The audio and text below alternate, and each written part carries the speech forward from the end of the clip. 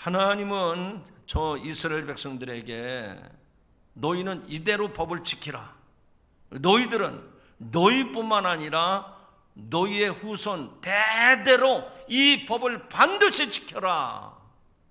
하나님이 이스라엘 백성들에게 그리고 그의 후손들에게 너희는 세월이 바뀌어도 세상이 바뀌어도 이 법을 반드시 지키라라고 하신 것이 있습니다. 그게 뭔고 하니 유월절 절기를 지키라는 거예요. 따라합시다. 유월절 절기를 지키라.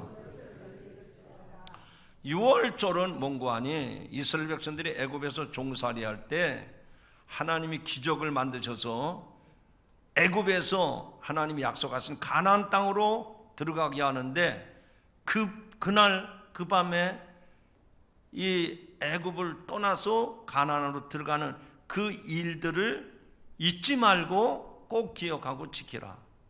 그래서 그때의 그 해방의 기쁨, 그것을 기억하고 유월절 절기를 지키라고 명령을 하신 겁니다. 그러니까 하나님의 선민이라고 자부심을 가지고 사는 이 유대인들에게는 다른 거는 몰라도 하나님이 명령하신 이 유월절을 지키라고 하는 것은 생명같이 여겨야 돼요.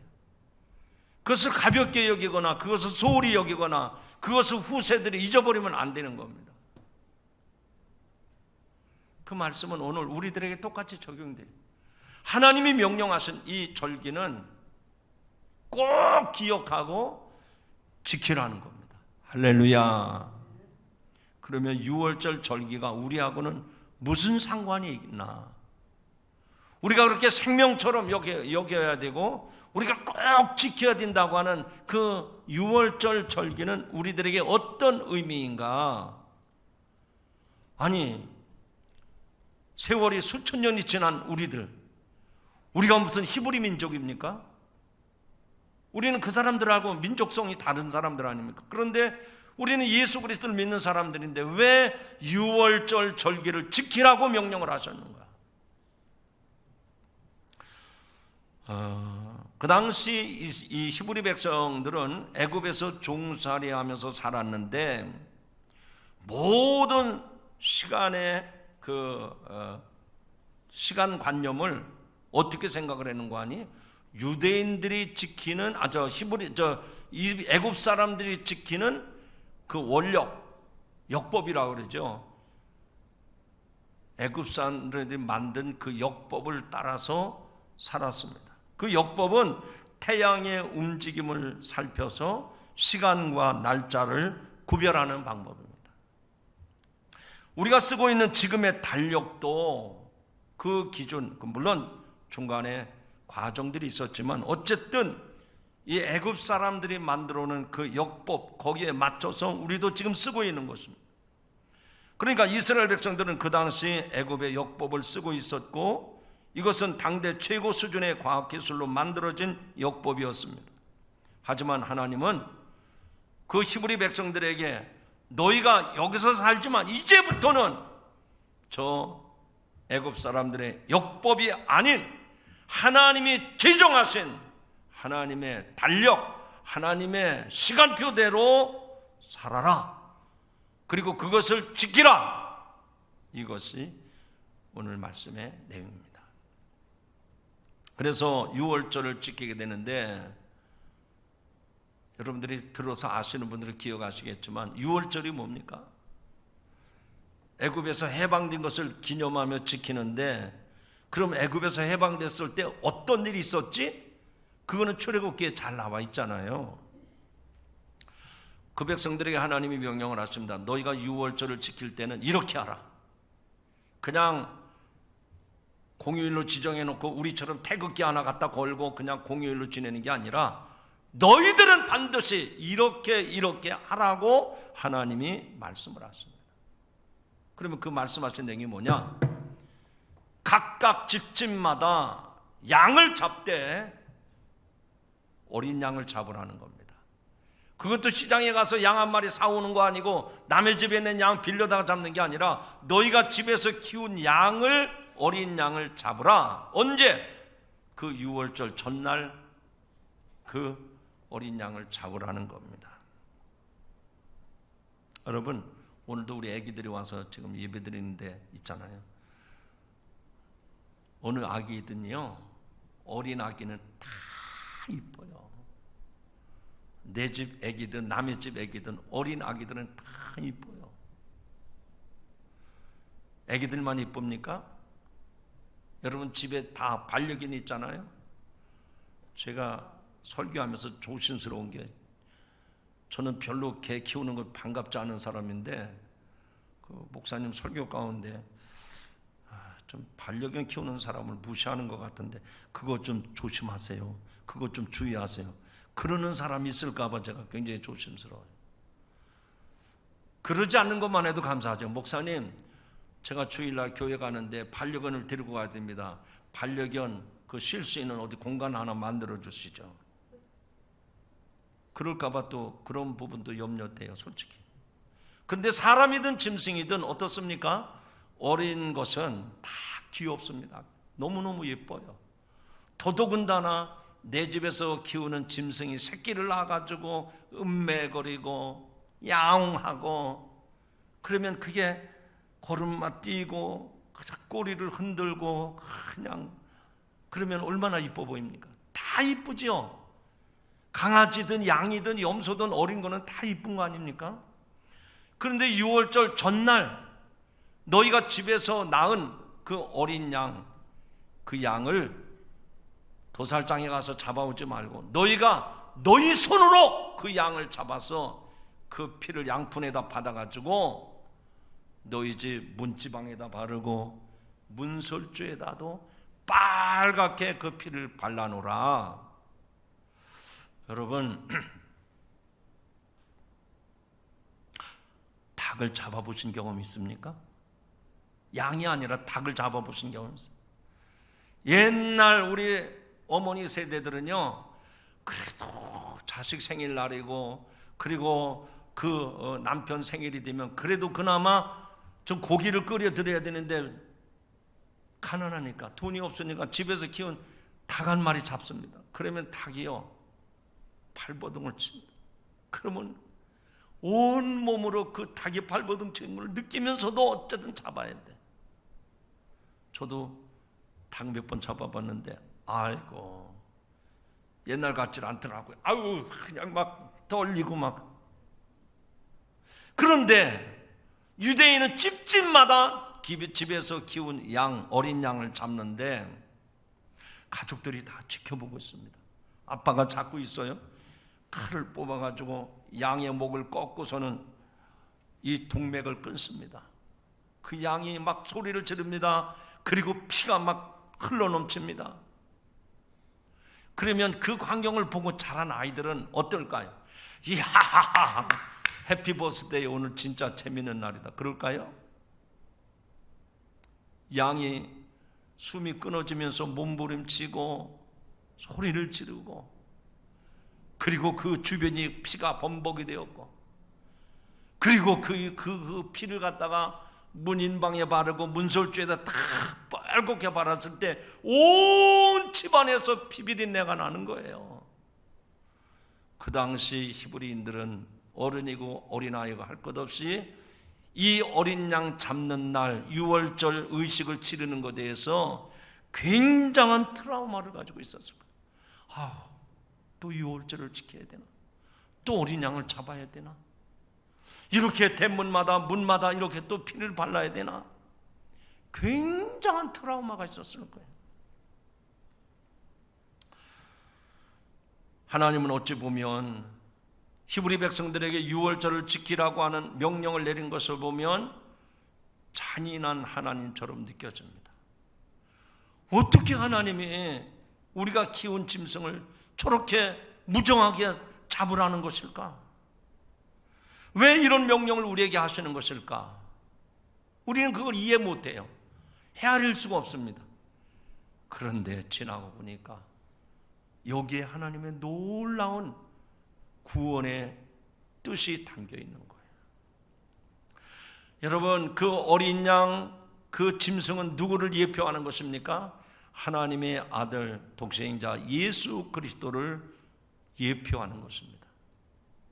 즉 이 세상에 있는 모든 죄인들의 죄를 대속하시기 위해서 하나님은 당신의 아들 위아들을 십자가에 못 박아 죽게 하심으로 우리가 죄에서 사함을 받고 구원에 이르게 된 줄로 믿습니다.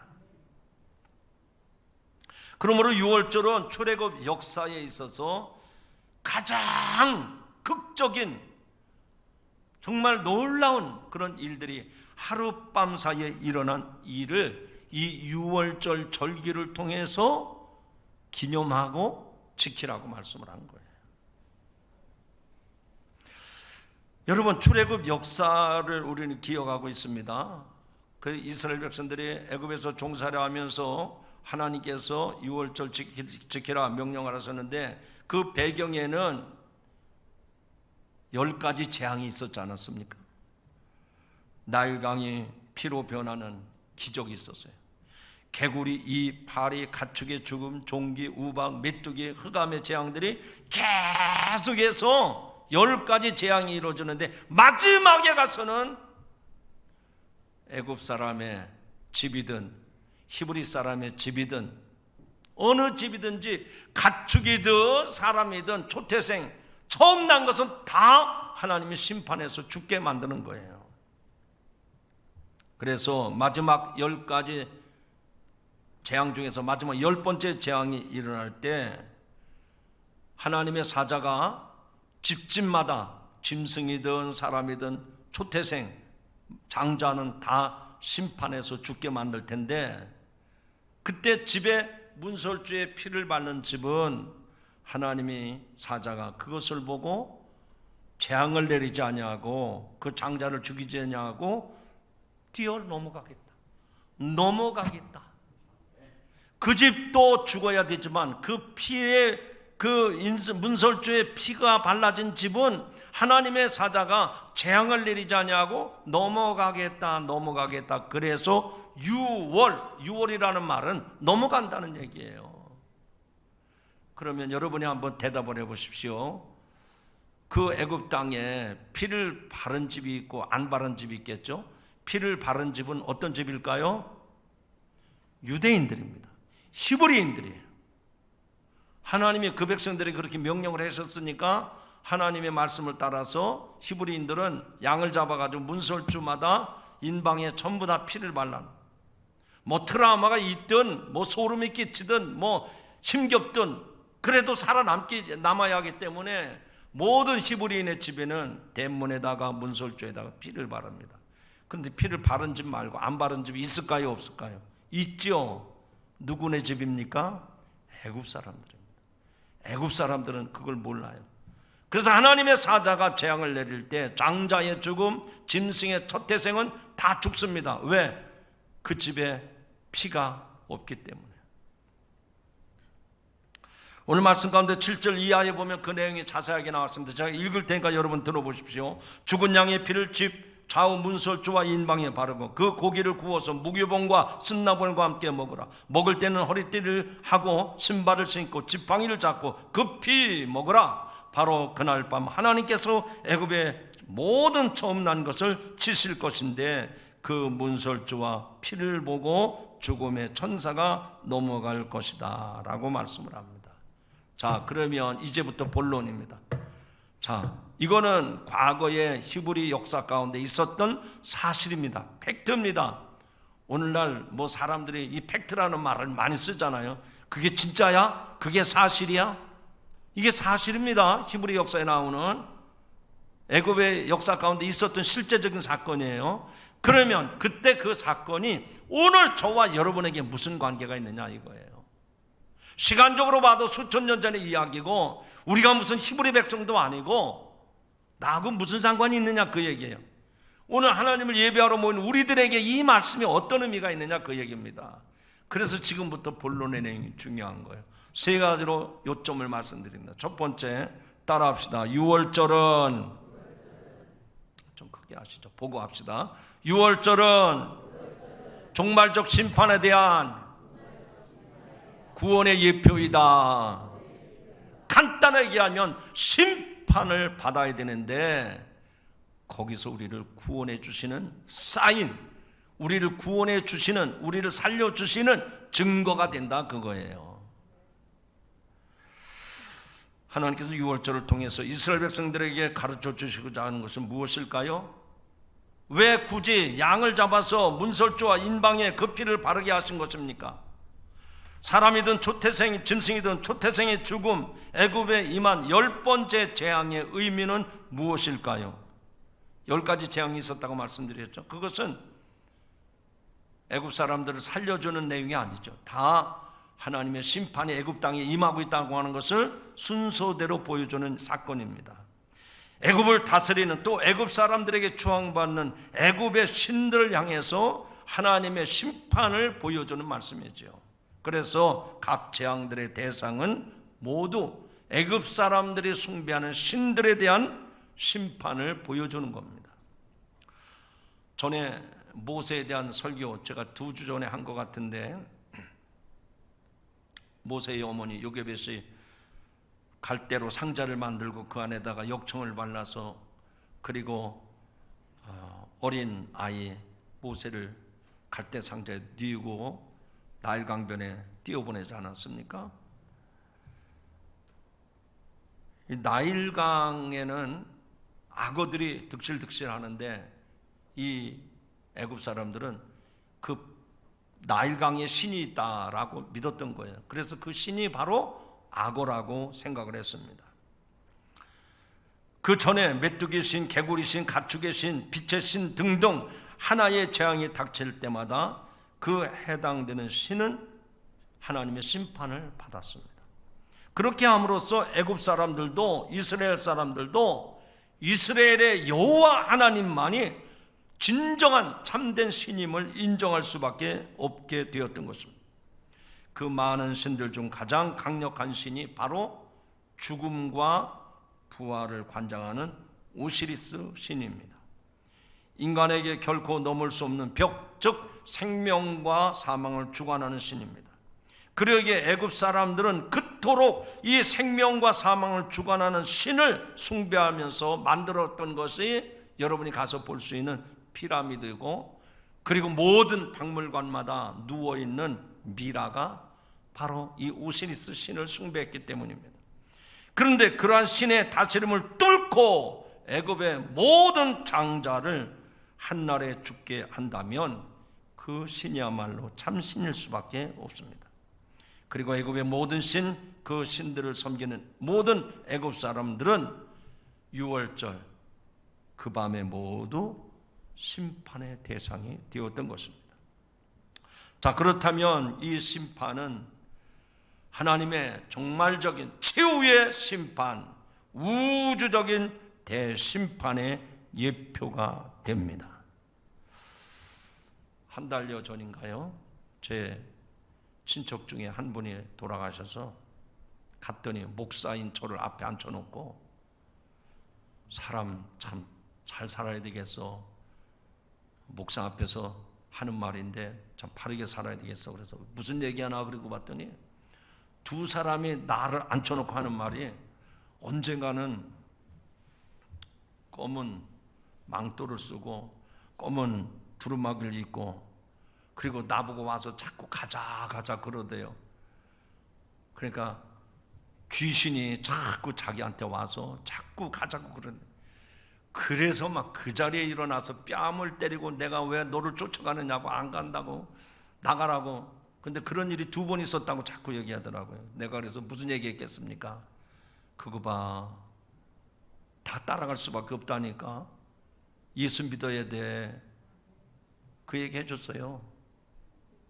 그래도 뭐 안 믿는 건 어떻게 하겠어요? 본인들이 그렇게 말을 하는데도 제가, 그래, 생명을 주관하시는 분은 예수님이기 때문에 예수 믿어야 돼 라고 말을 하는데도 안 믿으면 어떡합니까? 제 소관일까요? 그 사람 소관일까요?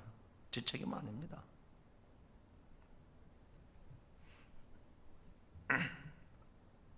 여러분, 하나님은 모든 인간에게 언젠가는 심판받을 수밖에 없는 죽음이라고 하는 것이 다가옵니다. 너 나 할 것 없이 이 세상에 태어난 모든 인간은 태어난 날이 있지만 죽을 날도 정해져 있습니다. 육신적인 죽음, 질병으로 죽든 또 소환에 다 차서 죽든 그 죽음은 첫 번째 죽음입니다. 첫 번째 죽음이에요. 누구나 다 그 죽음에 이를 수밖에 없습니다. 그런데 두 번째 죽음이 있어요. 두 번째 죽음은 어떤 죽음일까요? 우리 영혼에 대한 죽음입니다.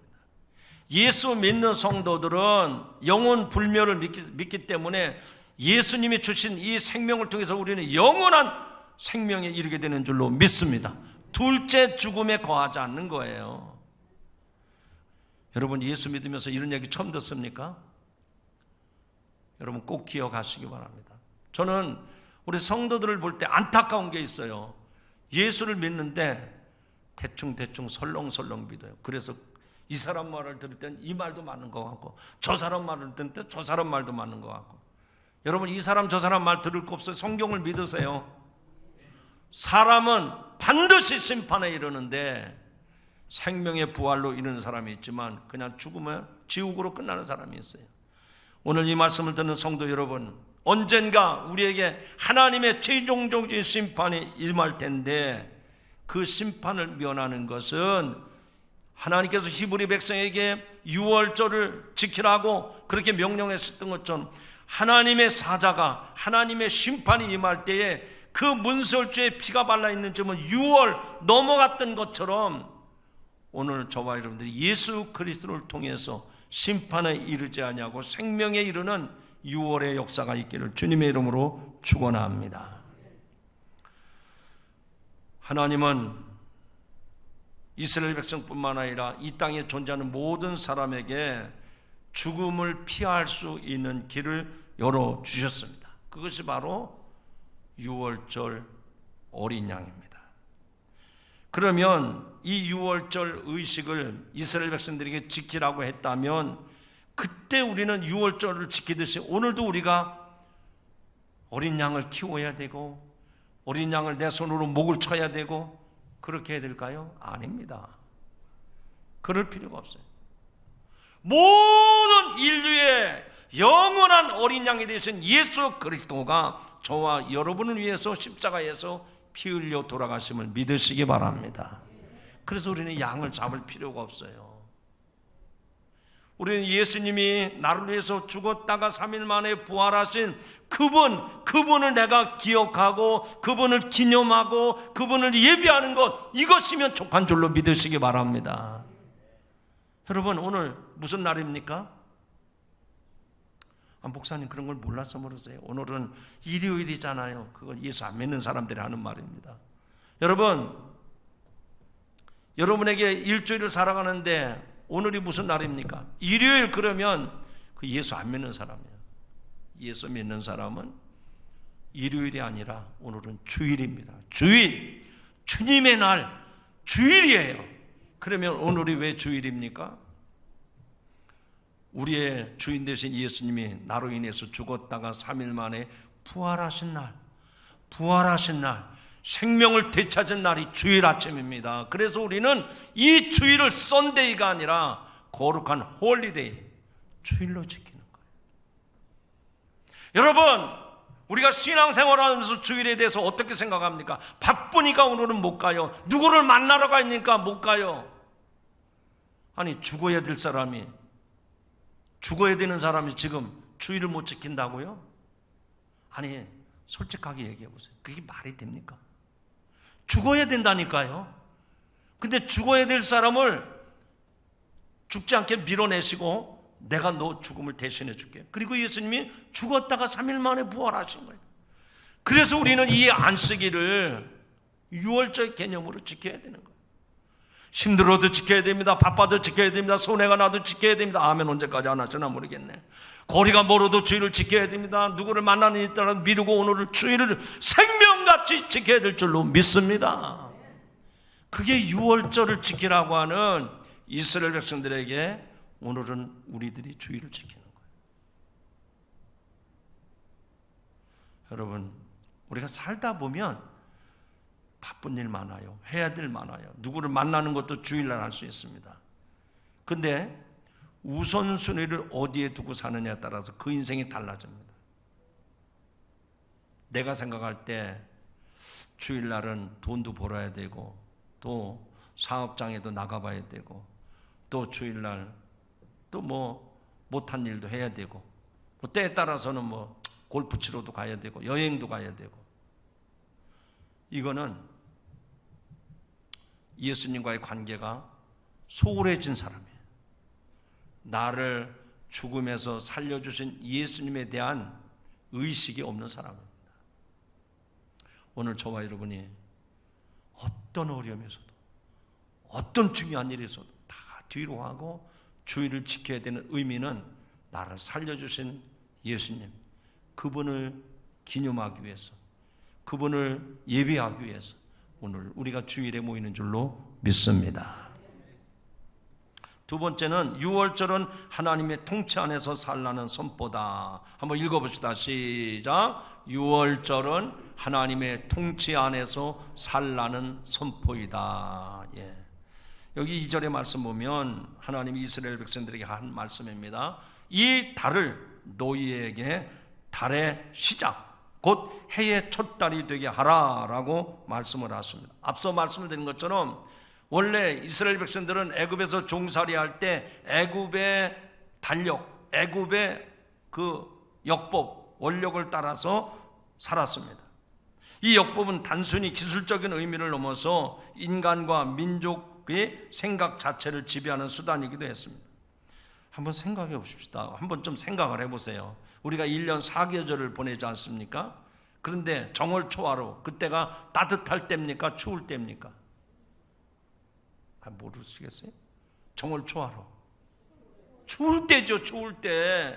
아니 그래도 1년의 첫날, 첫 달을 시작한다면 따뜻할 때 시작하면 얼마나 좋겠어요. 그런데 왜 가장 추운 때를 한 해의 첫 달로 시작을 했을까요? 한 해의 시작이 따뜻한 봄이나 더운 여름이나 시원한 가을이 아니라 추운 겨울입니까? 왜 전 세계 사람들이 똑같이 그렇게 아무 생각 없이 그것을 이상하게 여기지도 않는 것일까요? 그것은 역법을 만든 그 힘, 그 역법의 힘의 지배를 받고 살기 때문에 내가 무거워도 무거운 줄을 모르는 거예요. 내가 그렇게 지배를 당해도 그게 불편한 줄을 모르기 때문에 이렇게 지금 살아가고 있는 겁니다. 게다가 역법에는 당시의 모든 과학과 특히 수학, 천문학이 정수가 담긴 결과물이라고 할 수 있습니다. 그렇기 때문에 당시의 세계에서 가장 문명이 발달했다고 할 수 있는 애굽의 역법을 사용하는 것은 이스라엘 백성들에게는 어쩔 수 없는, 그냥 그대로 받아들일 수밖에 없는 당연한 운명과도 같은 그런 선택이었어요.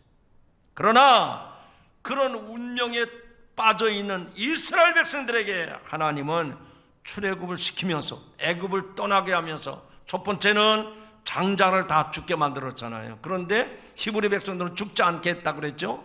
그러면서 너희가 이 떠나는 날을 한 해의 첫 달이 되게 하라. 역법을 바꾸어서 하나님이 주신 시간표대로 살아라, 그 얘기입니다. 역법은 애굽의 모든 문화, 그리고 그 당시에 세계의 모든 가치관을 지키라는 의미도 될 수 있습니다. 지금까지 애굽 사람들과 똑같이 생각하고 똑같이 행동했지만 이제부터는 하나님께서 이스라엘 백성들은 너희는 나의 택한 백성이기 때문에 과거 애굽의 역법을 쫓아 살지 말고 내 시간표대로 내 계획대로 따라가라, 이것이 오늘 우리에게 주신 명령인 줄로 믿습니다. 그 첫 번째 달이 바로 유월절이 있는 달입니다. 너희가 구원받은 그 달, 너희가 애굽 나라에서 탈출하여서 하나님이 약속하신 가나안 땅으로 들어가게 될 텐데 그 달, 그날 애굽 유월절이 있던 그 달을 첫 번째가 되게 하라는 겁니다. 성도 여러분, 이 말씀을 거두절미하고 우리에게 뭐 하라는 거예요? 여러분의 모든 계획과 여러분의 모든 시간표를 어디에다가 기준을 두느냐? 하나님에게 기준을 두라 이거예요.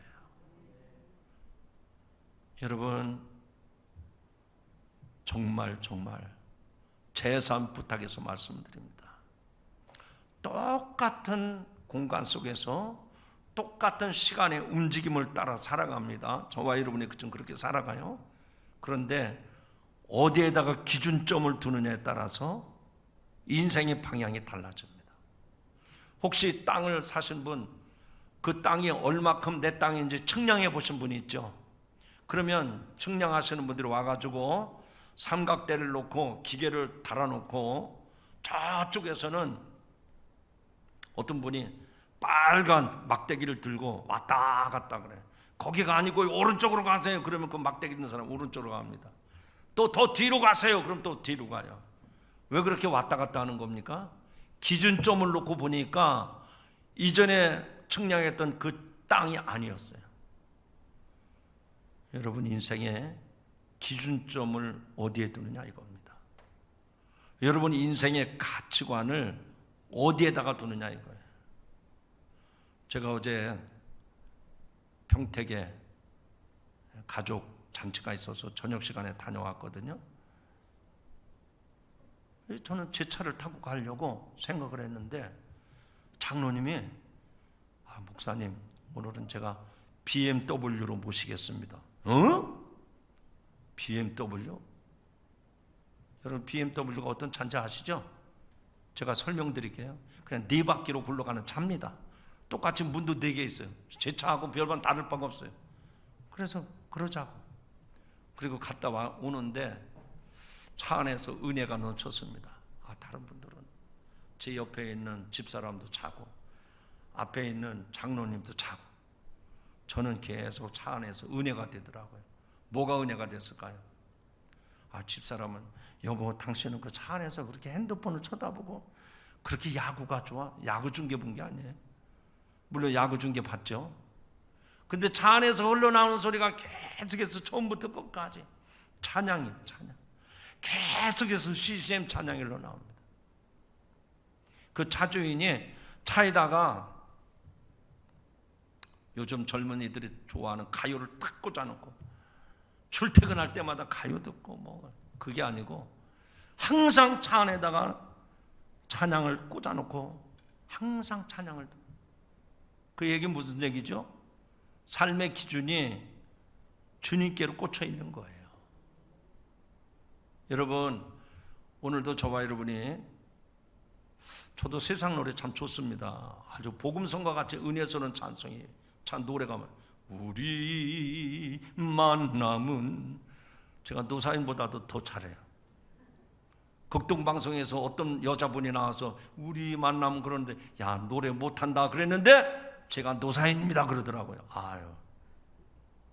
저도 세상 노래 좋습니다. 들어보면 찬송가라는 제목을 안 붙였을 뿐이지 너무 은혜스러운 노래들이 많아요. 그런데 모든 관점을 주님에게 포커스를 딱 두고 살아가는 거예요. 왜 하나님께서 6월절한 그달을 너희의 시간표의 첫날로 정하라고 했을까요? 오늘 이 말씀을 듣는 성도 여러분이요, 나는 내 방법대로 살 거야. 내가 배운 대로, 내가 경험한 대로, 내가 아는 대로 살 거야.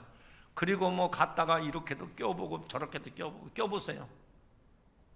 처음에 잘못 낀 단추는요, 아무리 여러분이 옷 맵시를 내도 틀어질 수밖에 없는 거예요. 여러분의 시간, 여러분의 물질, 여러분의 삶의 라이프 다 하나님 시간표에 맞춰서 하나님의 모든 섭리 가운데 맞춰서 살아갈 수 있기를 주님의 이름으로 축원합니다. 세 번째입니다. 6월절은 신앙의 여정의 끝이 아닌 시작이다. 한번 읽어봅시다. 시작. 6월절은 하나님의 세 번째 어디 갔어요? 자, 시작. 6월절은 신앙 여정의 끝이 아닌 시작이다. 끝이 아닙니다. 6월절은 우리가 여기서 애굽에서 떠난다고 떠나다가 애굽 사람들한테 다 붙잡혀 죽는 거 아니야? 오늘이 제삿날 아니야? 그게 아니라 그 시간이 시작하는 첫 타임입니다. 실제로 이스라엘 백성의 40년 출애굽 여정을 볼 때 6월절은 그 출애굽 40년 시간표의 첫날 첫 시간이었어요. 우리의 구원의 여정 또한 그와 같다고 하나님께서 가르쳐 주시는 겁니다. 예수 그리스도를 믿음으로 구원에 이르는 은혜를 받았다면 그것은 우리의 삶의 끝이 아닌 새로운 시작임을 알려주는 것입니다. 우리의 믿음의 여정은 6월절 구원의 사건으로부터 시작이 되는 겁니다. 6월절은 구원의 완성이 아닌 시작이라는 것입니다. 우리 앞에는 믿음의 여정인 광야가 펼쳐 있고 그 여정 종착지인 본향 가나안 땅이 있습니다. 그러므로 우리는 우리의 삶이 지금 시작이라고 하는 것을 늘 의식하며 살아가야 됩니다. 여러분, 우리 자녀들에게 세상을 살면서 가장 무거운 짐이 있다고 하면 뭘까요? 역시 입시라고 하는 짐입니다. 또 취업이라고 하는 짐입니다. 한 학생이 무사히 입시를 마쳐서 원하는 대학에 갔다면 혹은 취업난을 뚫고 원하는 직장에 입사했다면 그것으로 끝나는 겁니까? 아닙니다. 인생을 살아본 사람은 그것은 시작의 끝이 아닌 여정의 끝이 아닌 시작에 불과하다는 것을 잘 알고 있습니다. 입학 후에는 대학 생활의 어려움, 취업 후에 직장 생활의 어려움은 또 계속되는 겁니다. 여기 6월절은 이스라엘 백성에 있어서 가장 기념비적이고 행복한 날이었습니다. 왜냐하면 모든 압제와 고난이 끝나는 날로 여겨졌을 것입니다. 그러나 실제로 6월절은 광야 생활의 시작점입니다. 이스라엘 백성은 구원의 감격을 가슴에 담은 채 이제 광야에서 하나님의 통치 아래 살아가는 법을 배워야 됩니다. 그런 면에서 6월절은 그 히브리 백성의 신앙 여정의 시작일 뿐만 아니라 인생 여정의 시작이라는 것입니다. 우리 인생도 이와 똑같습니다.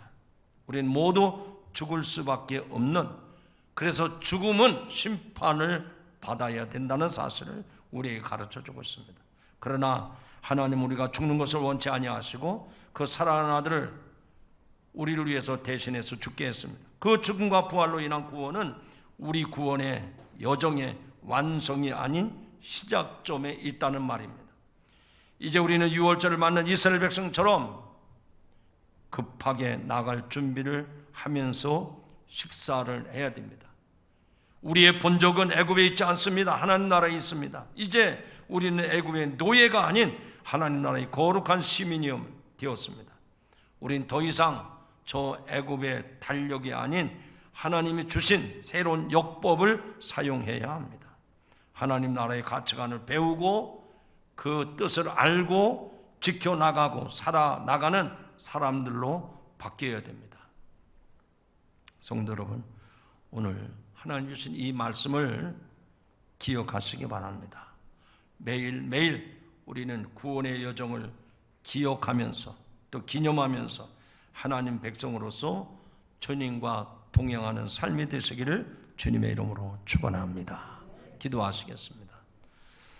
하나님 아버지, 죄로 말미암아 저 애굽 땅, 죄악의 땅에 살 수밖에 없었던 이스라엘 백성들을 하나님께서는 불쌍히 여기셔서 출애굽의 대역사를 이루셨습니다. 저절로 이루어진 것이 아니라 그 백성들을 살리기 위하여 6월절 어린 양을 잡아 집집마다 문지방과 문설주에 발라서 표를 나템으로 하나님의 사자가 그 집은 심판하지 아니하고 뛰어넘어갔습니다. 우리 주 예수 그리스도를 통해서 우리에게도 영원한 심판이 임했는데 예수 그리스도를 믿는 자마다 심판에 이르지 아니하고 생명에 이르게 하신 줄로 믿습니다.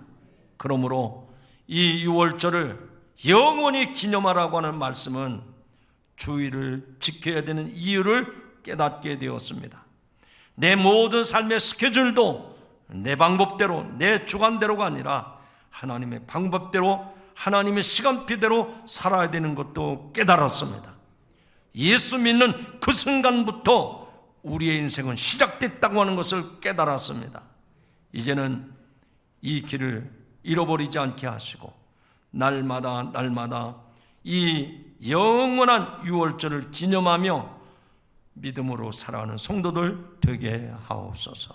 예수님의 이름으로 기도하옵나이다. 아멘.